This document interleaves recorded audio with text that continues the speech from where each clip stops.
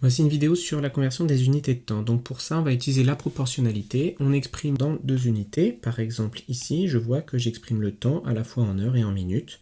Une heure correspond à 60 minutes. Donc si on se pose la question de savoir combien de minutes correspond 5 heures, on va utiliser la proportionnalité. Ça fait donc 300 minutes pour 5 heures. Si je veux une minute, je vais faire 1 divisé par 60, j'obtiens 0,01666666.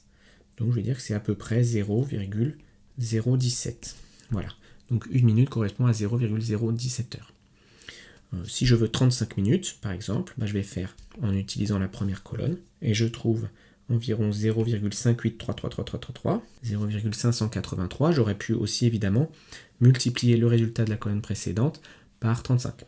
Et enfin, à combien de minutes correspond 1,6 heures? Je vais faire 1,6 fois 60 divisé par 1, et je trouve 96 minutes. Et voilà. C'est la même chose si je veux convertir de minutes en secondes ou d'heures en secondes. Je prends un exemple. Exprime 0,74 heures en minutes et secondes. Je note que 1 heure correspond à 60 minutes, donc 0,74 heures correspond à 44,4 minutes.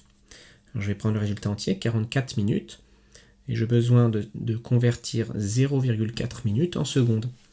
Pour ça, je fais un deuxième tableau dans lequel 1 minute correspond à 60 secondes. Par conséquent, 0,4 minutes égale à 24 secondes, en utilisant les produits en croix. 0,74 heures correspond à 44 minutes et 24 secondes. J'attire votre attention sur le fait que le symbole seconde est le même que celui qu'on utilise quand on utilise les lettres en géométrie. Si j'écris ça, c'est A', et là c'est A seconde. C'est le même seconde que celui qu'on utilise dans la notation sur les chronomètres par exemple. Alors si on demande d'exprimer 1192 secondes en minutes, on va faire aussi un travail de conversion.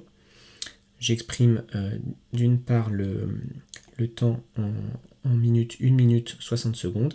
1192 secondes par les produits en croix correspond à 19,87 minutes. Par conséquent, on peut dire 19,87 minutes. On pourrait aussi exprimer en minutes et secondes en disant que 19 minutes, c'est 19 fois 60 secondes, soit 1140 secondes. Et il reste donc 52 secondes pour arriver au total de 1192, donc 19 minutes et 52 secondes.